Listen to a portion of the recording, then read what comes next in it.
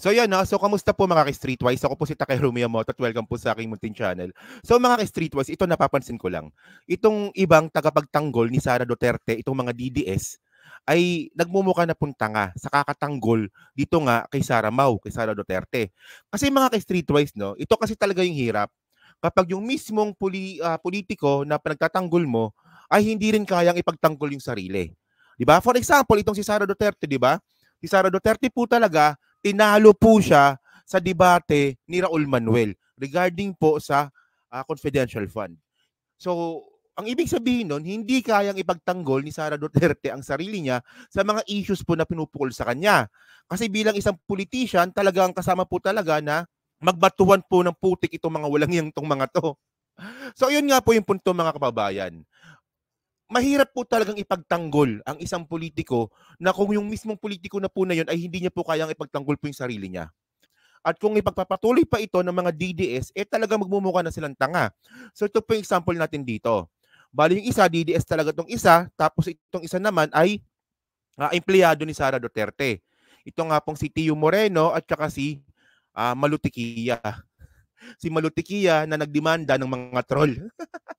Good luck. So ang sabi dito ni Malutikia, no, ito si Malutikia maayos naman to eh. Pero sa kakatanggol niya kay Sara Duterte, nagmumukha na siyang tanga.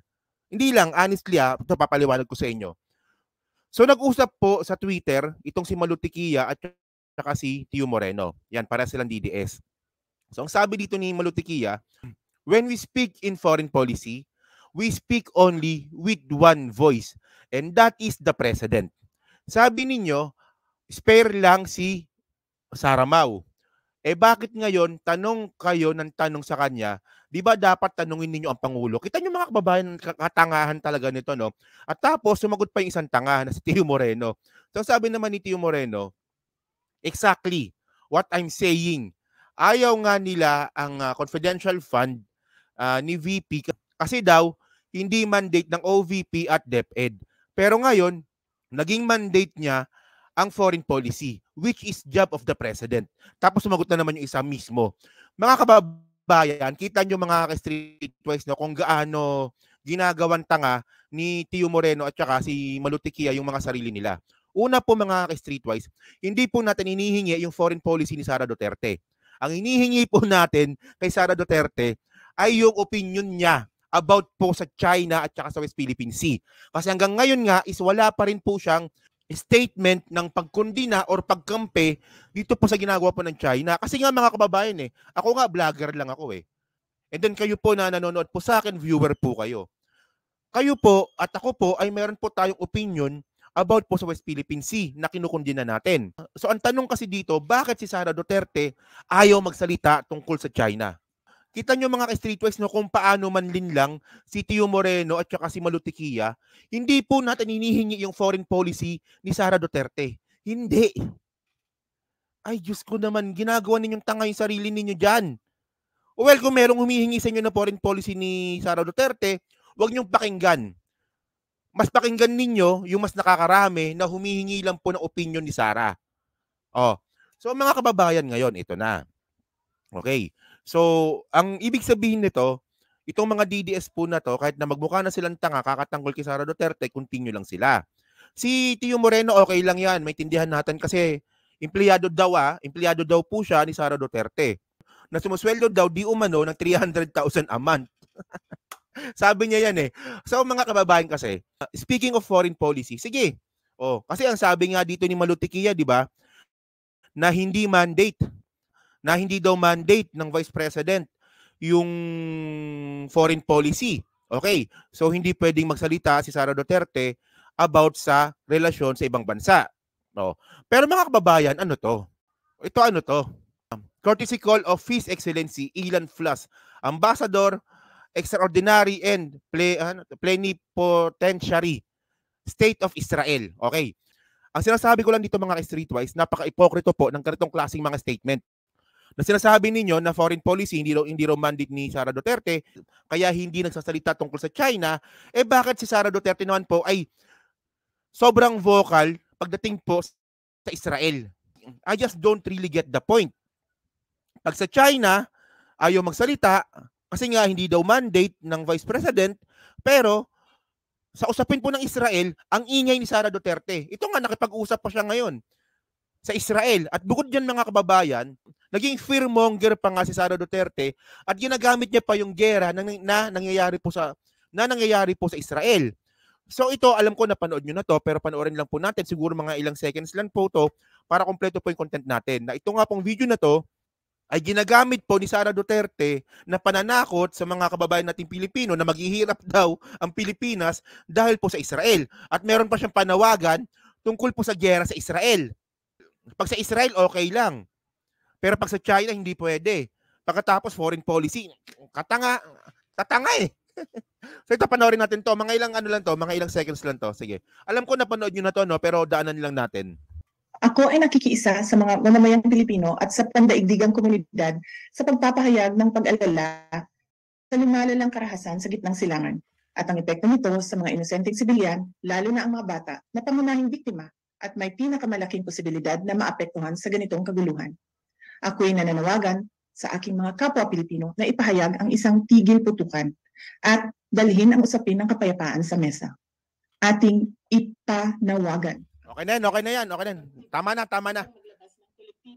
Ayan, no. So ang gusto ni Sara Duterte, kapayapaan sa Israel. Ang Israel po ang layo-layo. Yes, totoo na marami po tayong OFW na kababayan doon na apektado sa giyera. Pero meron din po tayong kinaharap po na laban dito na sobrang lapit lang sa atin sa West Philippine Sea.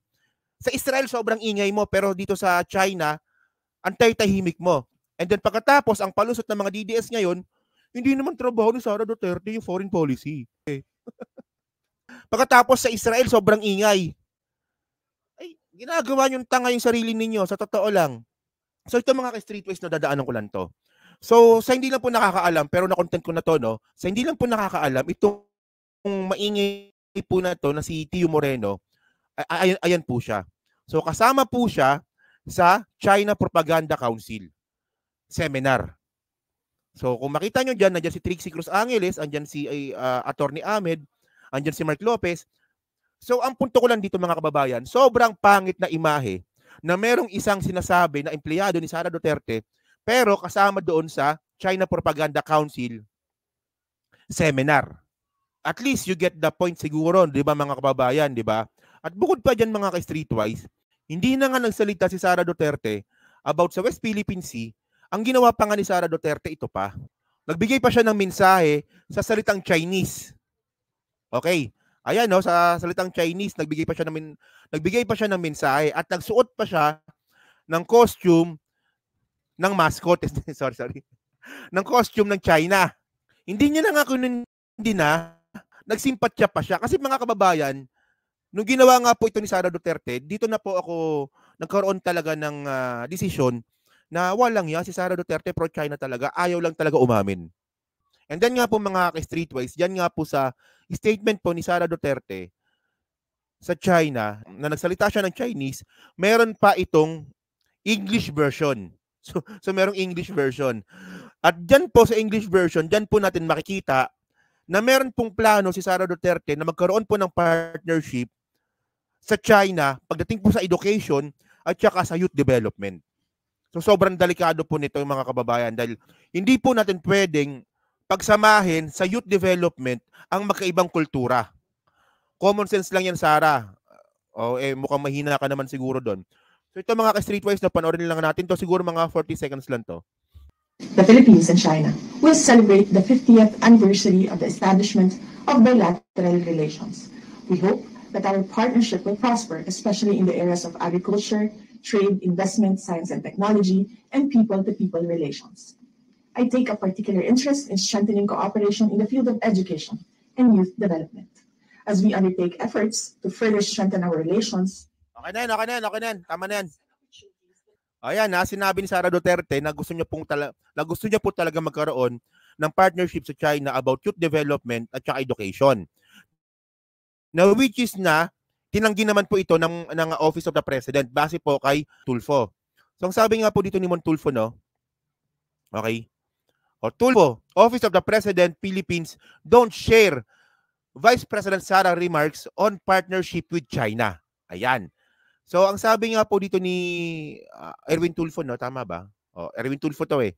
So ang sabi nga po ni Erwin Tulfo dito, the Office of the President has distanced itself from Vice President Sara Duterte's message to China on its 74th founding anniversary, in which she expressed hopes that its partnership with the Philippines will prosper according to ACT-CIS Party List Erwin Tulfo. At particularly po, ito po dito, no, ang sabi dito, naka-quote pa dito we hope that our partnership will prosper in the areas of agriculture, trade, investment, science, and technology. Okay. At saka, banda sa taas, ang sabi pa dito, okay, Duterte expressed her hope for expanded areas of cooperation between the Philippines and China, especially in the field of education and youth development.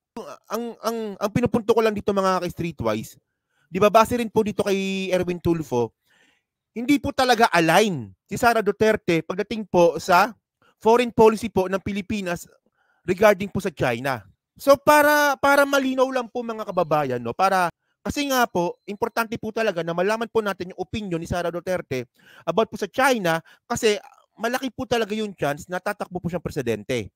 At least alam na po natin nang maaga pa lang na si Sara Duterte po talaga ay pro-China ba or pro-Philippines.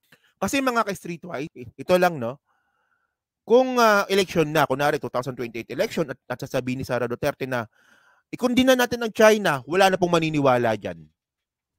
Wala nang maniniwala dyan. Mas maganda, ngayon pa lang, binobola na tayo ni Sara Duterte about sa China. Tandaan po natin, 80% po ng mga Pilipino is hindi po nagtitiwala sa China base po sa survey. And then mga kababayan, hindi pa pala tapos, no? Teka lang.